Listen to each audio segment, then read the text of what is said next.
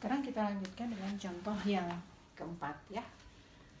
Kita diminta untuk menentukan volume dari benda padat yang terletak di bawah permukaan ini dan di atas daerah R yang dibatasi oleh Y2 akar X, Y4X-2 dan sumbu X.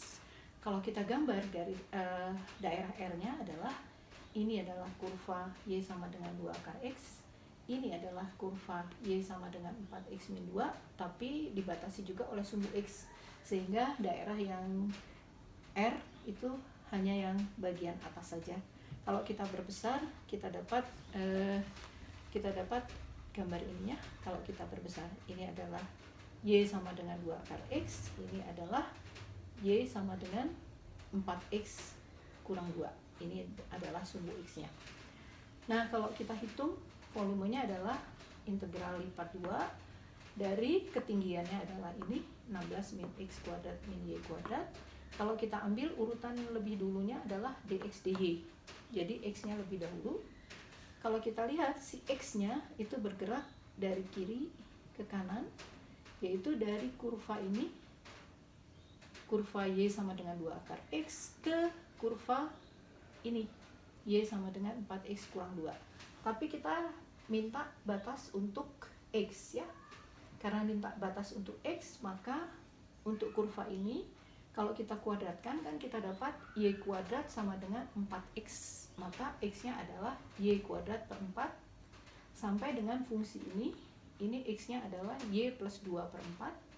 Jadi dari Y kuadrat per 4 sampai Y plus 2 per 4. Y-nya paling kecil itu adalah 0, paling tinggi adalah ini, di mana ini adalah X-nya 1, maka kita dapat Y-nya sama dengan 4 kali 1 kurang 2 sama dengan 2. Jadi dia bergerak paling kecil 0, paling besar 2. Kalau kita balik urutannya, itu menjadi lebih rumit. Mengapa lebih rumit? Karena kalau kita mau Y lebih dahulu, kita harus membagi daerah ini tadi menjadi dua bagian, yaitu bagian yang kiri dan bagian yang kanan. Mengapa demikian?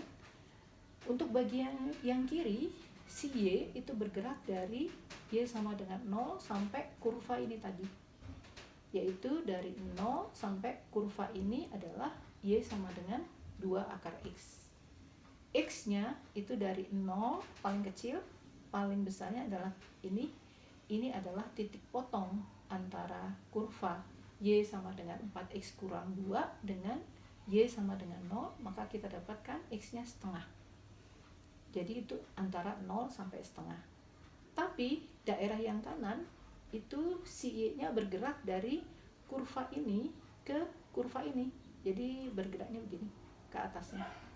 Maka dia integralnya batasnya menjadi kurva ini Y-nya sama dengan 4X kurang 2 sampai dengan kurva ini tadi 2 akar X. X-nya paling kecil setengah, paling besar X-nya adalah 1. Jadi kita kalau mau mengambil urutan dy dx, kita menghitung integralnya 2 kali ya, karena ada ini ditambah daerah kanan. Kalau dx dy kita hanya menghitung 1 kali integral. Nanti kita lanjutkan dengan soal-soal.